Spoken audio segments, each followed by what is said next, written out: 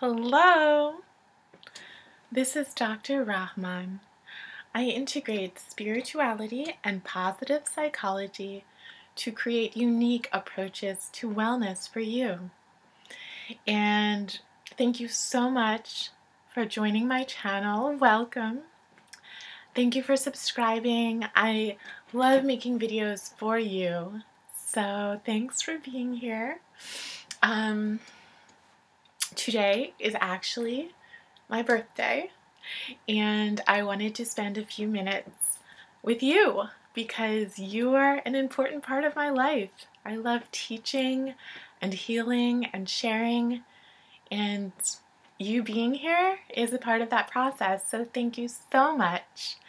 And please, if you like things and share them, it just expands the wonderful energy that we're creating here together. So thank you. So today's video is due to some important questions I've had about managing one's energy, protecting oneself energetically, and how to be more conscious and to work with that. So it's 7 tips for empaths. And we'll be drawing from my book, Keeping the Saints Sane, a humorous guide to surviving as a spiritual being in a material world. So this is some of the tips will be coming from here, basically. And you can buy this on Amazon or from me on my website linked below. So without further ado, let's get into it. So first of all, what are signs of being an empath? So an empath is someone who is sensitive, and you may recognize the feelings of sensitivity when you are in very crowded public places, for example. You may feel overwhelmed by the energies of a space, and spaces can vary, so it's not a solid rule that you'll always feel the same way, but some spaces can actually be heavier than other spaces. So you may feel overwhelmed at a mall or a place where there's a lot of alcohol or gambling, or certain activities can have like an intensity to the feeling. In any case, spiritual centers can have a lot of energy, and these can be good or too intense depending on you. So just being aware of that is important. You may feel sensitive with strong-willed people. So for example, people who have a really strong agenda and believe that you are integral to accomplishing that, that would be something that might be a lot for you to handle, because you as a sensitive being can really feel their intentions for you, and that can almost confuse you about your own goals and desires, and we'll get to that, how to deal with that. But the next one, you may be sensitive to foods or different products, or things that were prepared or created can take on energy. So that is something. And by the way, please excuse my halo here. I'm working on creating a perfect environment for you, and today there was a lot of light, so I wanted to sort of capture that in this corner here with my products, my books that I've written, and my artwork. So I hope you can still enjoy the videos. So those were signs that you're an empath. So now what can you do?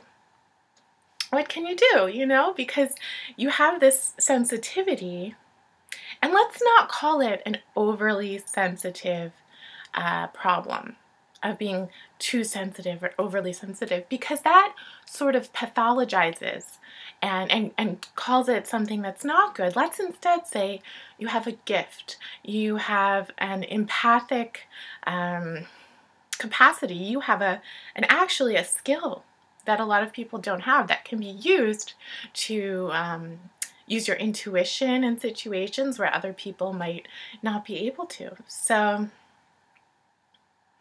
my gifted friend, my gifted empath, what can we do to make it a little bit easier on you in this world? Well, as Keeping the Saints Sanes says, let's check out a few ways. Number 1, sorry guys, that's my meditation CD, which apparently wants to be having a shout out in this video because I knocked it over. But anyway, meditation is great. That's one. We'll get to that. But number 1 actually is to use discernment in your spiritual practices. So, or any practices really, but especially spiritual practices, because they call you into a space that is very open energetically. And in the book, we give an example of something like when you're sort of naively playing in that realm, you might play with a Ouija board or go to some kind of ceremony or activity and just not be fully aware of the energies that you might come into contact with and how that could affect you. So you really just want to be conscious about what you're engaging in and sometimes think ahead.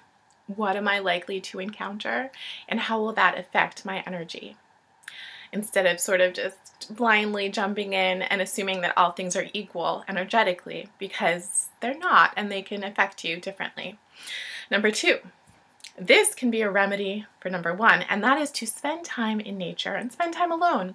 So you want to recharge yourself. Give yourself time to recharge your energy, and that will happen naturally in nature, as well as when you are alone and purposefully clearing your space and giving yourself that time. So you can do meditations and breathing, read spiritual books, use CDs or YouTube videos or MP3s, just follow whatever works for you to recharge. Number 3, eat right. The right foods in right amounts. And this is pretty intuitive guidance, like pretty straightforward, but it can really affect an empath's ability to feel grounded or feel centered or feel good.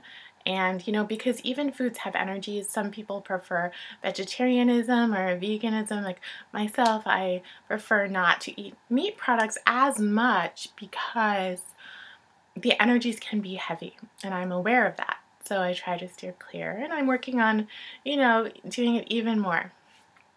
So, number 4, question your desires, your goals, and your intentions, and make sure that they are genuinely yours.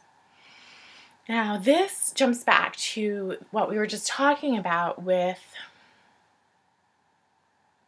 people wanting you to do certain things, people wanting you to be a part of their plan, their dreams, their life goals, and how it is important to ascertain whether that is in your best interests. And it's very easy for an empath to sort of be called away from their own path in order to co-create with another person. And in many cases, co-creation is great, and it will, always be educational and further us.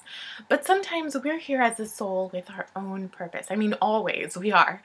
And it's important for us to be able to tune into our own minds, our own emotions, and our own intentions. So that's important. So, number 5, sleep well.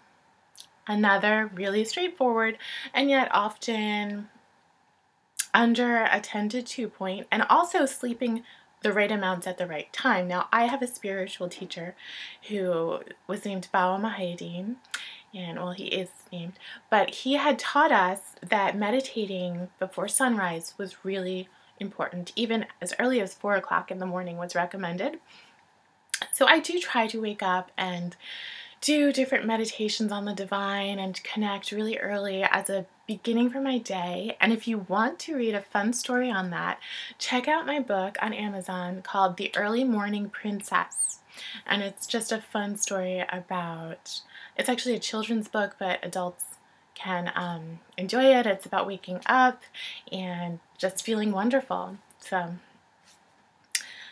So number 6, keep yourself nourished by your personal projects. So the best way to avoid being knocked around or pulled by other people's desires is not only to have a clarity about whether your desires are yours or not, but to, once you have that clarity, go full force into that strong sense of purpose that you have yourself. So if you maintain that clarity, that can insulate you from other people's somewhat pushy or compelling energy, and that is critical for an empath to be safe and feel that they have this space to make their own decisions peacefully. And number 7, do your spiritual practices.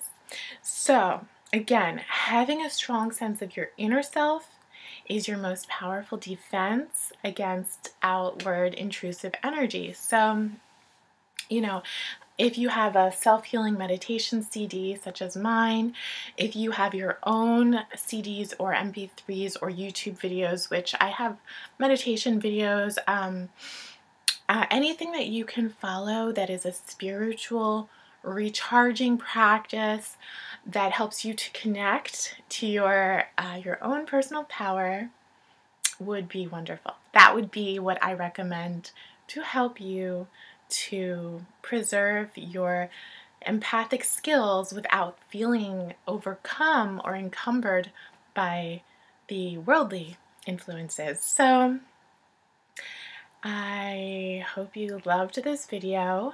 And again, I'm Dr. Rahman. Please visit my website below. I have books and e-courses and videos, and I actually am a graduate of Princeton University, and I've spent time abroad. And in fact, I'm actually going tomorrow to Europe for a few weeks. Then I'll be going to conferences in Canada. So these seminars and lectures will bring me around the world, and I will try to tune in with you and give you pictures or videos depending on what I'm able to produce. So please stay tuned.